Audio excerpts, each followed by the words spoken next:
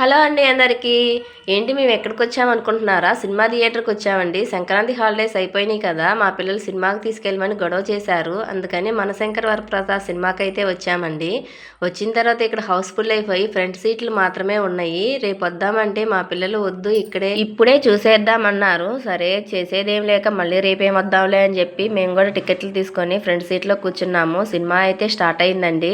Cinema స్టార్టింగ్లో జనగణమన పాడారు. థియేటర్లో జనగణమన పాడటం నాకు చాలా బాగా అనిపించింది.